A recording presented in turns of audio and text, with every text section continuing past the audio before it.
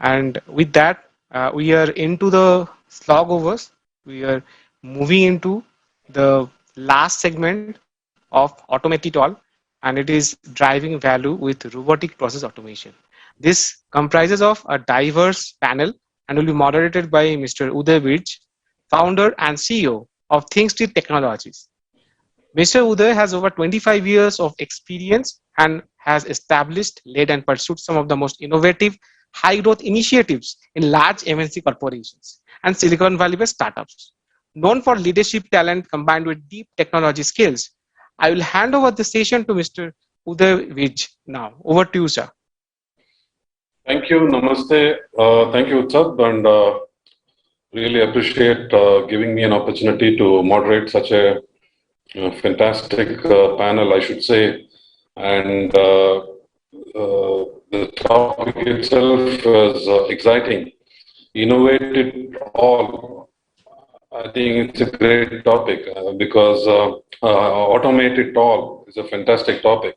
And there's no better techs and deep learning and machine learning, all subsets of each to automate and transform enterprises and transform the country itself. I have been really, I would say, lucky or blessed to have been part of the early process of transformation, where I saw the most simplistic transformation that happened in some of the large corporations in India. As an example, the transformation of the banking and finance industry. Banks, started with public sector banks, and we all, many of us know what the repercussions of that was from the labor and the workforce side. And then I've also seen the transformation of the Indian Railways, which is phenomenal. So with that as a background, I just want to give a few points of my own observations. And see the robotic process automation. I think the most simplest definition we can think of is business process automation using robots, or let's say software robots. And I think that's the very simplistic. And we have a panel of experts which will go beyond that and possibly expand what RPA is and what the impact of RPA in the enterprises and the benefits and some actual case studies. Many of us will be amazed to know that there is an impact of RPA on a day-to-day basis in our lives, or maybe in the as in our working lives. So we will understand a little bit of that. And which are the hottest? In fact, I am personally involved with a number of verticals as a I would say, in helping startups in various vertical segments. What I can understand is some of the best verticals there, the impact is happening is obviously in banking, finance and insurance, healthcare, supply chain management, customer service. I think that is a huge impact. Okay, customer service across all verticals. Then human resources and accounting. And so these are some of the verticals where RPA is having a huge impact. So before I hand over to my set of distinguished speakers, I just want to give it's an honor for me to introduce such a distinguished lineup of speakers. So first I want to introduce Mr. Shashidhar N. He comes from nice. It'll be nice to wave, and he comes from a company called Edgewell. I mean, for me, being in the industry 30 years, I did not know there's so much of work that's happening in the automation side from Edgewell, and it happens to be a spin-off of Infosys. Fantastic. I think happy to have you, Shashidhar. And he spent, overall, he spent about 25 plus years in the IT industry, majority in Infosys. He has, he's a gold medalist from, he's a bachelor's of engineering, he has a bachelor's of engineering, and he's a gold medalist from the Bangalore University, and he's done his PGDSM from IIM Bangalore, which is postgraduate diploma in software management. Fantastic. And he's currently an AVP and a global product head at Edgewell. So I'll also introduce the next speaker, which is Sarvanan Kumar, SK. SK, as is popularly known as, he has more than 20 years of experience. He has an engineering bachelor's. He's a bachelor's of engineering from University of Madras, and then he has a master's in human resources from Pondicherry University. And he's worked in a number of large IT software application services companies like Eon, Cognizant, and Infosys. Currently, he's the head of IT and digital at Incofin Investment Management. Okay, he's going to share some of the use cases and the relevance of RPA in actual customer locations. The third is who comes from a far location right now. Happy to have you, Vijay. Early morning, I know. He is right now from Canada. He's logged in from Canada. He's the founder and CEO of his own startup called Tangentia. And he brings in a huge amount of experience in agile digital transformation. And he's also had experience in working in large companies like Tech Mahindra. He has a bachelor's degree in engineering from the Gupta Institute of Technology, I guess from Belgaum, right? Belgaum, okay. And overall, 25 plus years of experience on all in digital technology areas. He also has an MBA in finance, marketing operations, and marketing and operations from the Goa Institute of Management. These are the three great speakers that we're going to share some of the developments, innovation around RPA. First, I want to share. So the format is going to be like this, and each one of the speakers are going to spend about 5 to 7 minutes with backed up with some slides, okay, about each of the topics that I mentioned. And then I want to start with Shashidhar N, who's going to set the foundation, who's going to talk about a little bit about the technology aspects and the larger context of RPA itself, and what the impact of RPA in automation and how it helps in reducing cost and have maybe offering better customer services and such features. So Shashidhar, kindly take over from here. Sure. Thanks, Uday. Can I have the PPT? Yeah. So Utsab, you're going to present the PPT? Yeah, sure. Sure. So while Utsab comes out with the deck, let me begin. Good morning, good evening. Very delighted to be talking to all of you. So let me take a step back and kind of get set context for the automation. Specifically, I would like to talk about 4 aspects of automation. One is the need for automation itself. Second is the transformative potential of the underlying technologies we currently have. The third is what are the challenges in the industry in adopting these technologies. And fourth is what is the way forward, right? So let's understand the need, the larger need and the context for automation, because the topic itself is automate it all, right? Is it visible? Yeah, I think it'll take some time, a couple of minutes, maybe a minute. So while it comes up, we can, in the interest of time, we can start. Right? So if you take a very 50,000 feet bird's eye view in terms of where does this fit in the larger context, if you look at the GDP growth of a nation or an economy, right? A GDP growth is driven. Yeah. Let's proceed. Okay. So like I was saying, the larger context is, if you look at the GDP growth, it's essentially driven by twin engines. One is the employment growth itself, which is the net additional people entering the productive workforce year on year. And second is the productivity growth, right? Which is essentially the growth in net productivity of this workforce, right? And if you just take a look at the last 50 years of the GDP growth of the economy, on average, GDP has grown at 3.5%. And both these engines, one is the employment growth, second is the productive growth, have equally contributed 1.7% and 1.8%. However, when we look forward, let's say next 30 to 50 years, right, we see a challenge in one of these engines, which is the employment growth rate. And that is because of fundamental changes that's happening in demographics across many economies because of aging population, declining birth rate. They were reducing the share of working age population in many economies. Right? And hence, in order to sustain the GDP growth rate of the past, the second engine, which is the productivity growth engine, should start cranking even higher, right?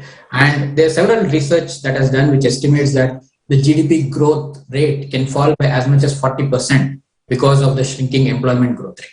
And in order to compensate for this, the second engine, which is the productivity growth engine, has to nearly double from the current 1.7% to 3.3%, right? It is in this context of the need to even continue with the current GDP growth rate for the next 30 to 50 years, we need to have this productivity engine kicking in. And it is in this context that automation could be a significant opportunity, as it can serve as a new productivity engine, right?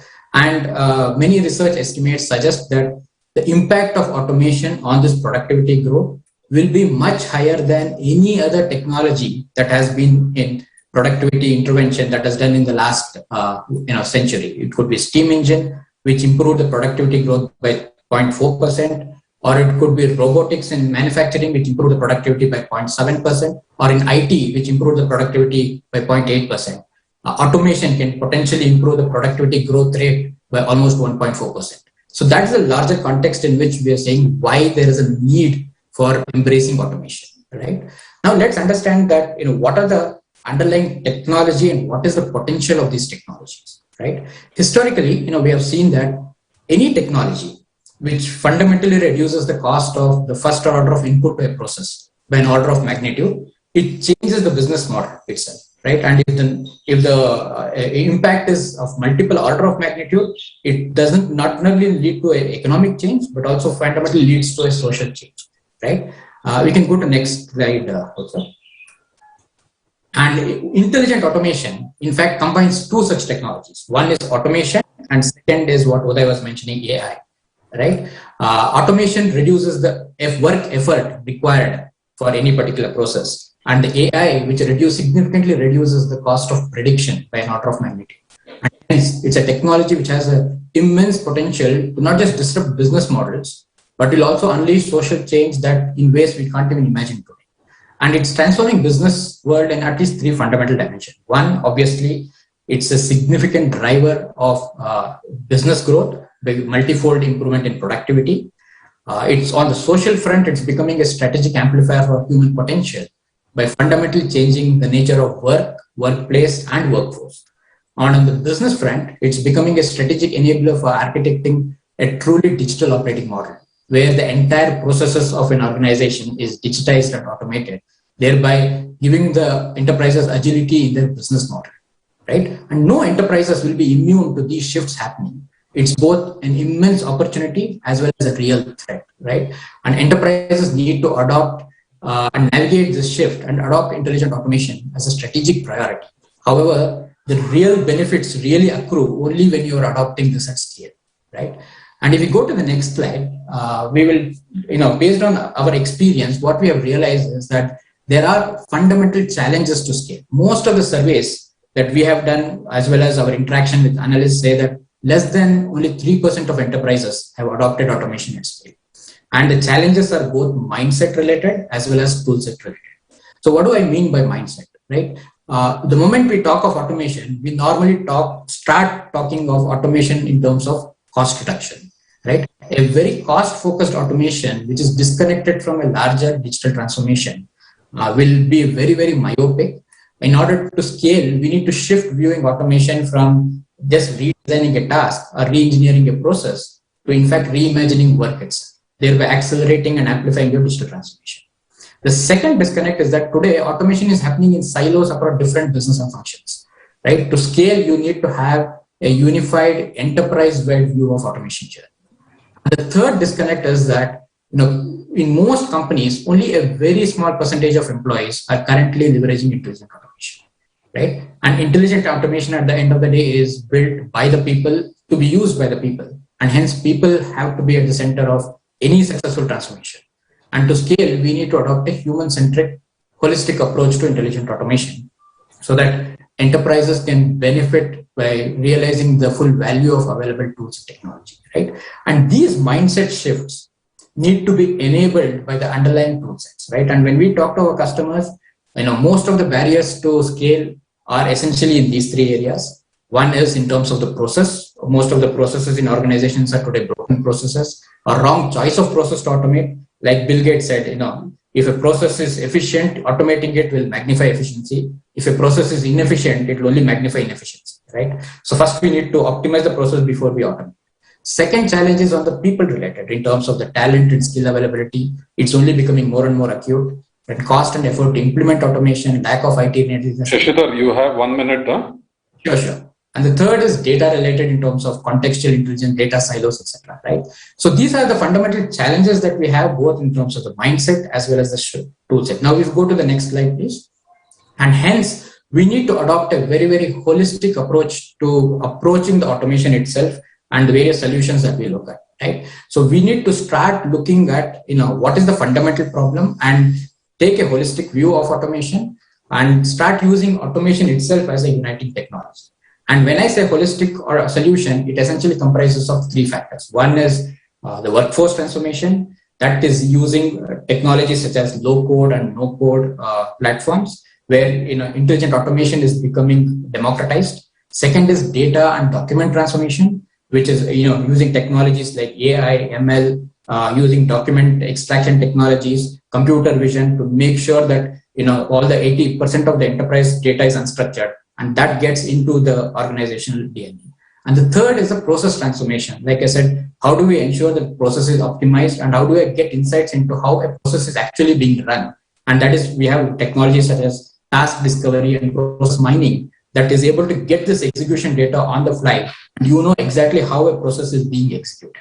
Right? So a combination of workforce transformation, data and document transformation, and process transformation. All these three need to be seen synchronously in order to ensure we are able to automate at scale, because automation as a technology is fundamentally transformative and it's the need of the world in terms of even to maintain and sustain the GDP growth rate over the next 50 years, like I said, right? And in order to do that, I think the fulcrum of this finally boils down to human-machine interface. The more we are able to humanize machines, the less we mechanize ourselves, and the less we mechanize ourselves, humans become less of a bottleneck to scale, right? And it is on this pursuit of human-machine interaction that we can build automation at scale and essentially achieve the objective of automate it all. Thanks for that. Thank you. Thank you, Shashidhar. I think that was a great foundation for the rest of the session. Now I would like to invite SK, Sarvanan Kumar. I think you have an opportunity to talk about how the technologies, especially the some of the technologies that RPAs that Shashidhar mentioned. In fact, I am really amazed. I mean, I heard a new term, intelligent automation, as though automation itself was such a great, I would say, technology, intelligent automation. We'll come back to that later when we have a, question answer session. So, SK, kindly share your insight into some case studies and application of these technologies in real life environment. Sure, Uday. Thanks, Shashi and Uday, for the intro. So the use cases which I'm going to share are basically, I've been in the board of some of the RPA company as such, and then we also implemented starting from a multi-billion-dollar company to a pretty small mom and shop companies. Based on this, I don't want to go by industry, because by industry there is too many articles and knowledge bases available. So the way I was looking at is, look at your own organization, right? So every company does a certain set of business activities. And then these business activities, if we are able to automate, that itself gives you a good amount of productivity. Like Shashi said, there is more than 1% of productivity that you can gain out of these things. So when we do an inside look at the organization, right? So typically organization works with marketing and sales, HR, finance. Obviously, you'll have legal and IT nowadays. So I put together top 5 use cases which are predominantly used. So I'll brief about some of these use cases and then touch upon, how do we transform an organization, what things to be considered for the larger transformation. So the first part is sales and marketing, because they are the front face to the clients. Obviously now, as Uday was mentioning, bot is touching everybody's life in some way or the other, right? So whether it is a customer complaint you want to put, or you want to buy a new scooter or a car, or if you want to book a flight ticket and stuff, there is obviously a front end, which is the chatbots, right? Gone are those days where you need to fill in a form and stuff. Now there are chatbots available where you can tell a chatbot what to be done, and then that is converted into an order, right? So that's how the front office transformations or marketing side of the development is happening. One interesting technology which we did was the client analysis. Before you go and meet a client, obviously the marketing team does a lot of the analysis about what's the client, what is his revenue, how are they performing, what are their news feeds and stuff like that. Now those kind of work can be intelligently done by a bot sitting at in your data centers or on the cloud and doing the analysis for you. So when you want to go and meet a customer X, within a couple of minutes, you will have all the facts about that customer, so that you can talk to them in their own lingo, in their own ways and means. The next area where we have seen significant amount of transformation on utilizing RPA and also to better perform their operations is on the human resource side. Onboarding a person, new employee into an organization has always been a tough challenge. Now the entire onboarding process has become very simple, very automated, and also those compliance checks, right? So when we join a company, we give a ton of documentations, starting from our age proof, our employment proof, X, Y, and Z, and our passports, right? So what these intelligent technology have done is they have the ability to even look at the image and identify whether the document has been tampered. So the tamper-proofing algorithms have matured now. So now when we look at an image, we can say whether the particular image has been tampered. So whether it is passport or your driving license or any of these documents, if you want to validate it, we can validate it. So rather than humans spending a lot of time and still being inefficient, now the technology has been doing a better job for us. Next area is finance. So obviously the accounts payable and accounts receivable has been a big success in the RPA field, and we have seen good amount of success and efficiency gain to the finance team.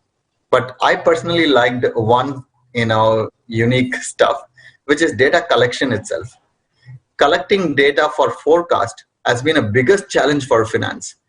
Assume that there is a large organization, global organization, they have to collect data from all parts of the world. That itself is a massive challenge, and obviously people don't update their systems and stuff. So interestingly, there are bots which enable you to check whether the data is there. If not, they will go chase people via emails, via phone calls, and make sure that they're able to submit their data. Right? So these are interesting new ways of we doing the same job. With RPA, this has been enhanced further.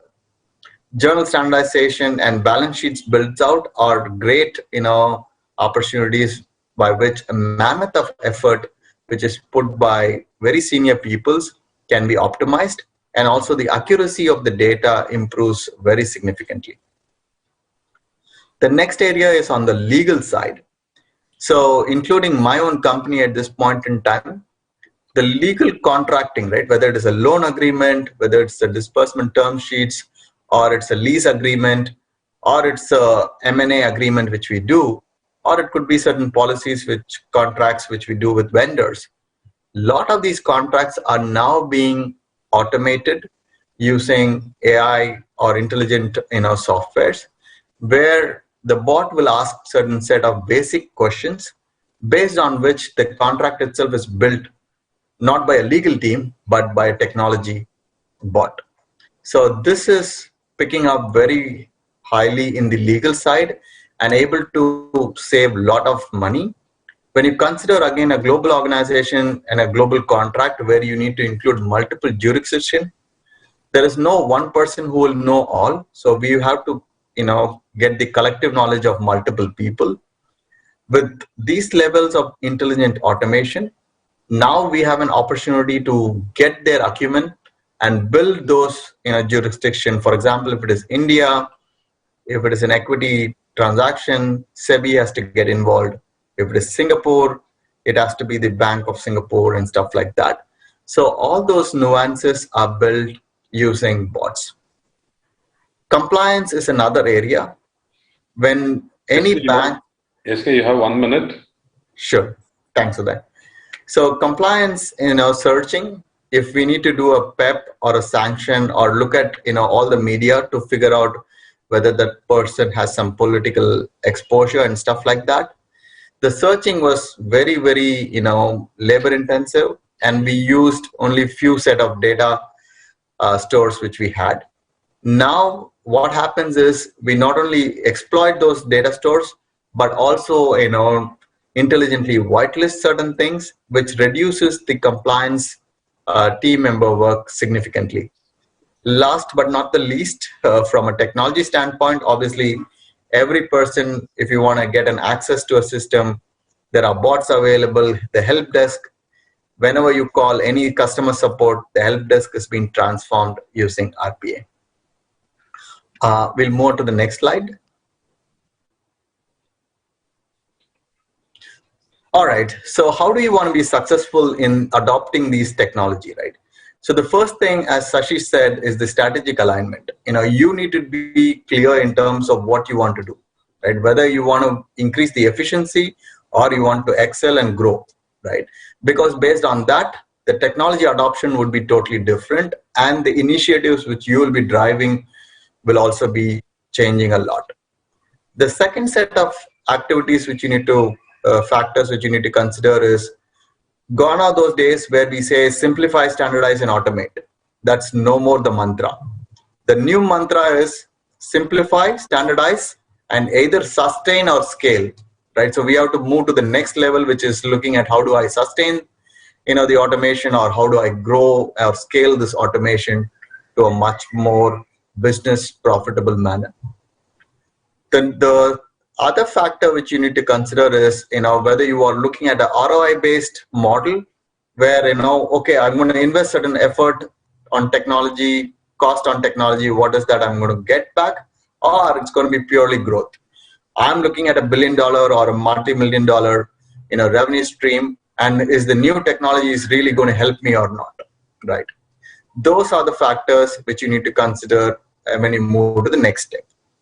The third step, which is more towards the implementation success factors, is the first point is whether you want to build it in-house or you want to outsource it, right? If you have the team members, technical team availability, and you have the cost where you can invest on a team, do the build. Otherwise, you better outsource it and get it done in a much more faster rate and also at a cost.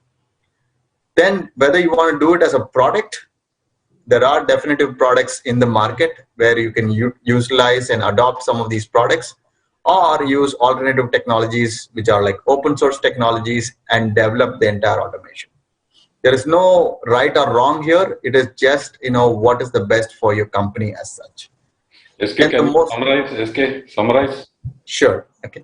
Okay. Then there is obviously the COE versus functional, whether you want to establish a COE and stuff. And last very important point is the governance. Never build any automation without adequate governance and auditability. That is a very key important factor for success. So I want to summarize with that. So what you need to build a successful bot, you need the business, operations, and technology, BOT, which is business, operation, and technology coming together to deliver you such meaningful and profitable automation. That's it from me, Uday. Over to you. Thank you, SK. I think I'm glad that you talked about such a gamut of opportunities areas. I think Vijay is going to touch upon a few maybe such opportunities from a global and India perspective. But what you mentioned, these bots are touching our lives on a daily basis. I mean, from a joking perspective, that most of the websites or the e-commerce sites want to verify. They say verify whether I want to verify whether you are a robot or not, right? That itself is proof that we are already being touched by this technology in some way, maybe basic or advanced or whatever. Thank you, SK. So I just want to hand over to Vijay. Vijay actually brings in such a wide and far experience. He's sitting in Canada right now, and he has global experience. He runs his own startups. He also has corporate experience working in an Indian, application services MNC company. He's going to talk about the impact on jobs and impact on automation itself, and with some examples, and about a little bit about the competitiveness. And I'd like to invite Vijay. Kindly take 7 minutes, Vijay, because we are coming. So we would like to have absolutely a Q&A. Yeah, thank you, Uday, and SK and Shashidhar, you've created the right framework and the foundation blocks for people to understand RPA and automation. What I'm going to do is just go through quickly. I've interweave this with a presentation about my company. It's called Tangentia. So Tangentia, we're a agile digital transformation company, and we've tried to simplify, maybe a little oversimplify automation. So we call it taking the paper out of paperwork. Now people sometimes look at us funny and say, how can you just make it as simple as that? And I say, yes, it is as simple as that. In most cases, there is paper in a manual process, and there may be manual processes that might not have paper, but we're from a marketing standpoint, we will stand with our the take on automation, and this is, I think, easier for us to explain to people about how we can go about it. In layman terms, in terms how we can evangelize, talk to people within the companies, talk to people within governments, organizations. I think this is something that we're going with. So taking the paper out of paperwork. Moving on. Next slide, please.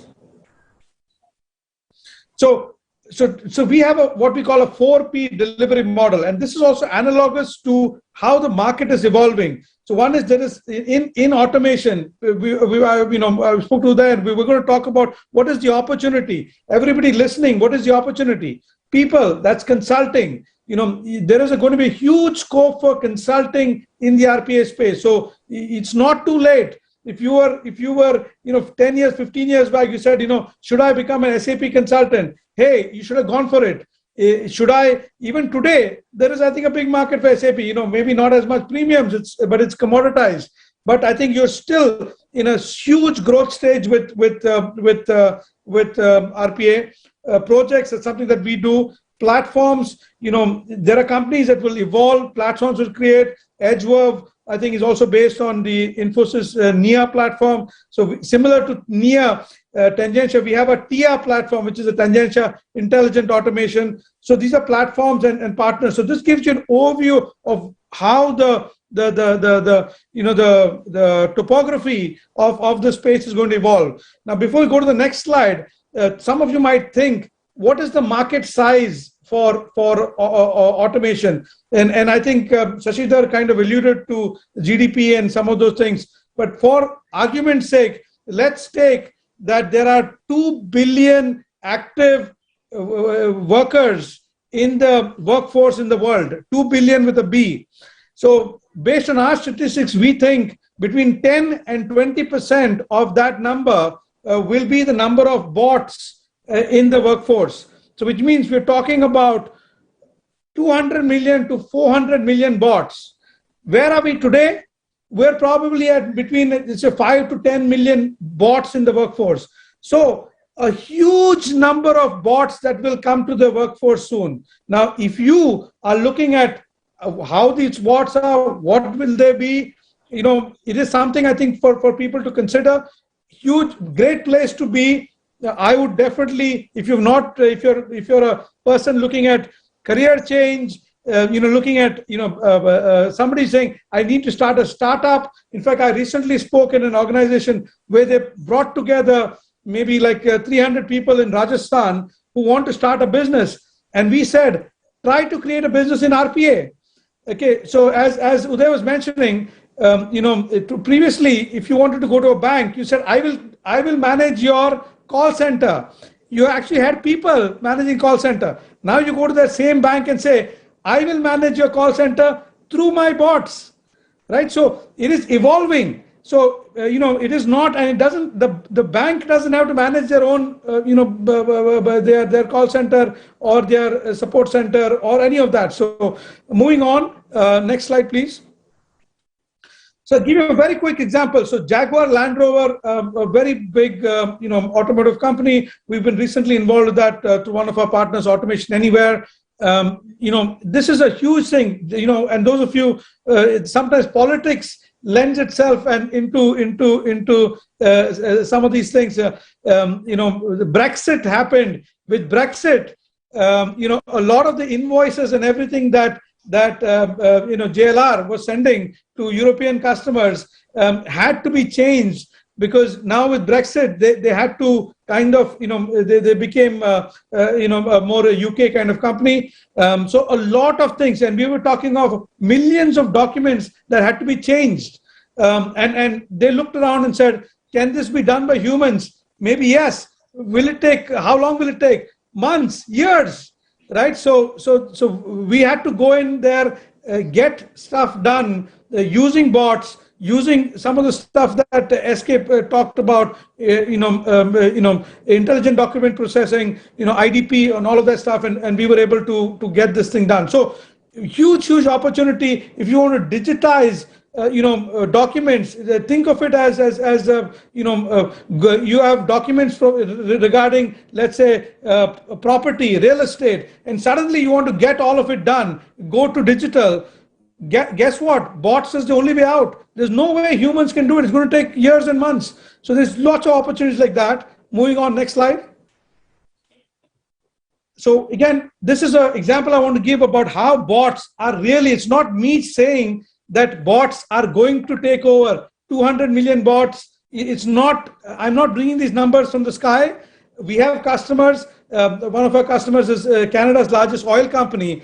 We are managing 500 bots there. 500 bots. We have something called a bot factory. We manage the bots. New bots keep coming in. The 24/7, these bots are managed. We ensure that the bots are working, with SLAs. There's no downtime. So truly, bots working alongside humans. Give me an example. Next slide, please.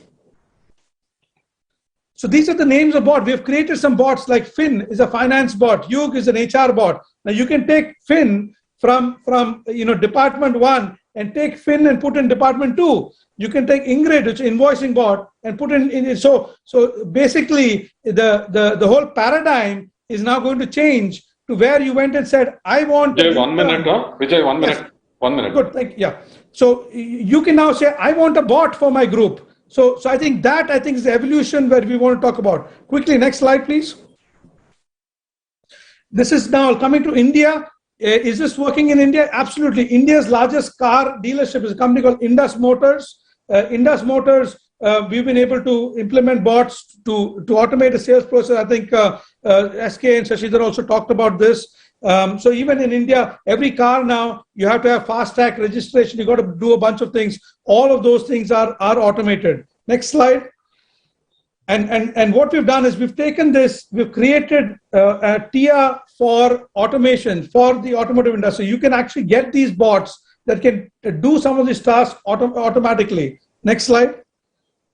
So data transfer bot, fast track bot, Vahan registration bot. So these are from an Indian context. These bots are available. Next slide. Fractional bot. This is something that I truly think in India. I think people talk about SMB, small and medium businesses. Can they afford bots? You go to Mumbai, you can get a cutting chai. Cutting chai is 1/2 chai. So what have we done? We've taken the bot and we've done it a cutting bot. You can get a bot for 12 hours. You can get a bot for 6 hours. You don't have to get the whole bot, because if you're a company that doesn't require, the analogy is the same to a human worker. You don't need a full worker. I want only half a thing. It's easily possible. And that's something that we've done. So, absolutely in India as well, there is a huge opportunity. And coming to jobs, I think as Uday mentioned, we've seen in the banking industry as well, where people did raise a hue and cry with automation. But guess what? 20 years, 25 years later, the banking industry has more jobs for people, for humans, in spite of computerization. So we see the same thing going to happen. With automation, competitiveness of those industries will increase. They will survive and thrive. If you don't do that, you will perish, because somebody else will embrace automation. They will be more successful. They will be able to produce at cheaper cost. They will have more impact. And I think with that, I'd like to thank you for the opportunity. Uday, over to you. Thank you, Vijay. I think it's a fantastic, I would say, conclusion to the three-speaker panel. I think I won't be ashamed. I'm not ashamed to say that three of you are a fantastic next generation innovative startup in RPA itself. I think you have such diverse skills, great combination. Thank you for that. So I think Utsab, if allows, we can take three questions, but at least I have one question. We have only 2 minutes. I have one question since Go ahead. Shashidhar mentioned it's not so much of a technology question, but I'm really intrigued.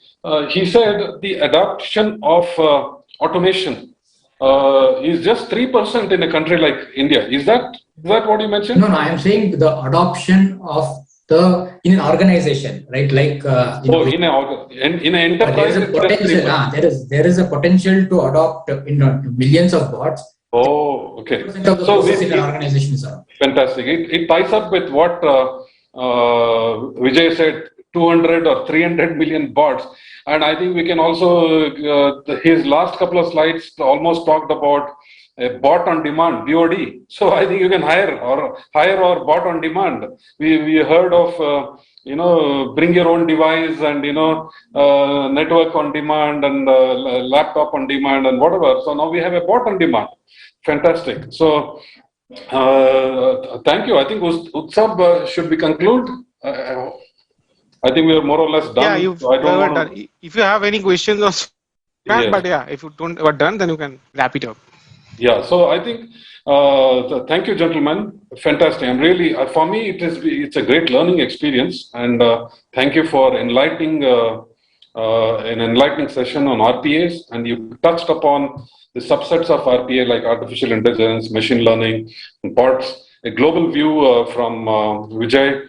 A great, set of potential opportunities or use cases from SK, and we have. I would say that the hottest job any youngster would look at is not an SAP consulting. Not that I have anything against SAP or whatever, or a ERP consultant or RPA consultant could be the hottest job that our youngsters could be looking at, and. Great opportunity. And software bots moving to hardware bots, a fantastic opportunity in the new deep tech areas. Thank you very much. Any other comments, Utsab, or we are done to wrap up? Yeah, so thank you everyone for this wonderful session where we got to know about the different aspects of robotic automation, as Uday sir mentioned clearly. And with that, we would like to conclude this session of Automate It All, where I would like to thank everyone from the panelists to the speaker to all the attendees for taking time out from this busy schedule and contributing immensely in this wonderful session. Altogether, we started from fireside chat or supply chain, then we came to smart manufacturing, then we concluded with RPA. There was a huge variety. We covered diverse topics, different aspects, lots of takeaways. So a huge round of applause for everyone. And yeah, with that, we will conclude this session of Automate It All. Thank you everyone once again. Thank you. Namaste. Thank you.